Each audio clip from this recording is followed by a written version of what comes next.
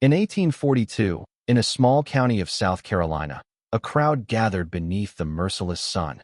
The auction block was a theater of humiliation where bodies were measured like tools.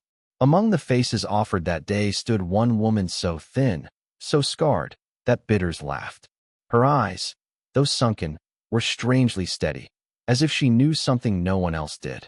When the auctioneer could find no interest, a wealthy planter named Hiram Colt raised his hand. He bid $5, a mockery of value. The crowd snickered, but Colt did not laugh.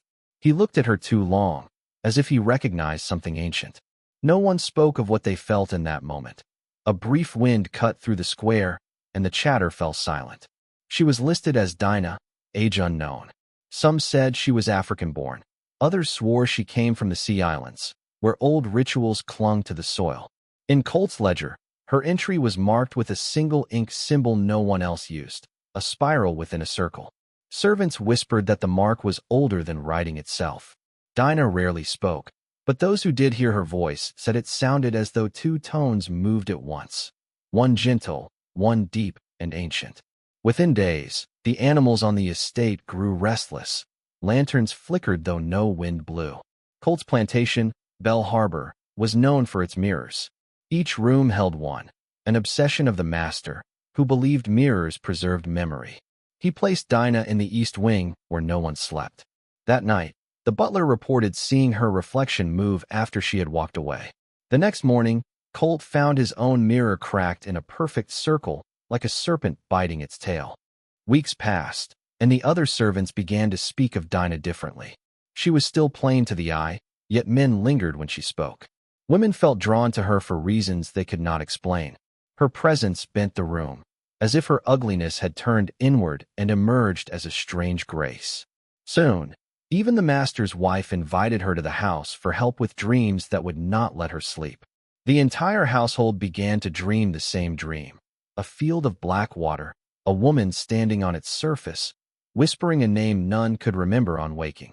Colt hired a preacher to bless the property. When the man entered Dinah's room, he stopped mid-prayer and left without a word. He never returned to the coup. A traveling physician arrived, curious about reports of mass hallucination. He examined Dinah and found nothing unnatural. Yet that night, he wrote in his journal that he saw the air bend around her like heat. His entries ended with a sentence smudged by water. She is older than the Bible they read from. When a neighbor held a harvest gathering, Colt brought Dinah as a curiosity. Witnesses say that as she walked through the crowd, every conversation stopped. No one could describe her face afterward. Each person remembered it differently. That night, the neighbor's daughter fell ill and spoke in Dinah's voice for 3 days. Colt's private journal survived in fragments. He wrote, "I see her in the mirrors even when she is behind me. The house knows her now. She asks for nothing, yet everything moves to please her." Later entries devolved into pleas for forgiveness and a symbol drawn over and over, the spiral within the circle. One winter night the hearths would not light. The chimneys seemed sealed by invisible hands. Servants heard breathing behind walls. At midnight, the house filled with a low hum, and every mirror fogged from within.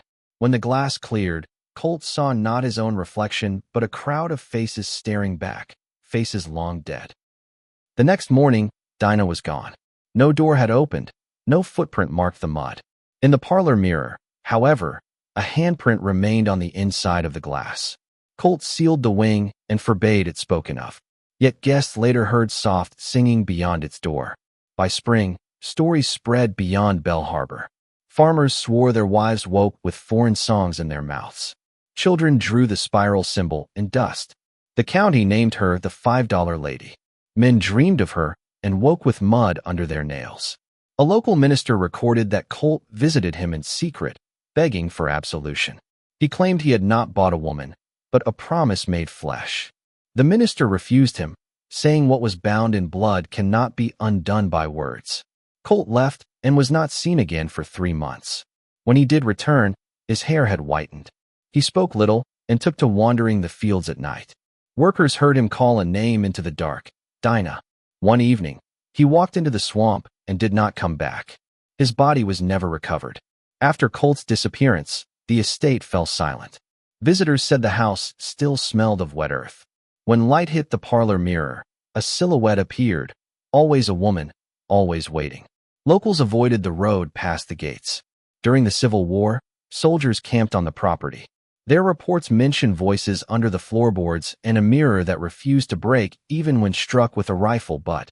When the house finally burned in 1865, witnesses said a figure walked from the flames untouched and disappeared into the marsh. Decades later, the county's descendants still spoke of beauty and ugliness as if they were curses. Women who dreamed of mirrors found suitors the next day. Men who mocked others' faces woke blind for a night. No one connected these events aloud, but everyone remembered the name Dinah. In 1923, a team surveying the old grounds unearthed a small bronze disc etched with the spiral circle symbol. The metal was of unknown origin. When handled, photographs developed with a faint outline of a woman standing in the background, though no one had been there. An archivist from Columbia University compiled the remaining letters and journals. He noted that every document ended with ink that refused to fade, as if written yesterday. Before he could publish, he suffered a stroke and was found with a spiral drawn on his palm. Even today, visitors to the county report seeing a woman standing by the river at dusk, wearing no expression, just waiting. Phones fail to capture her clearly. The images blur into a spiral pattern. Local folklore calls her the reflection that remembers. The story of Dinah is not about vengeance, but about what the human heart cannot erase. Those who bought and sold others believed value could be priced. She taught them otherwise. $5 purchased a body but unleashed a truth that no empire could contain, that beauty and power often hide where the world refuses to look. And so the county remembers her still, in whispers, in mirrors, in dreams that do not belong to them.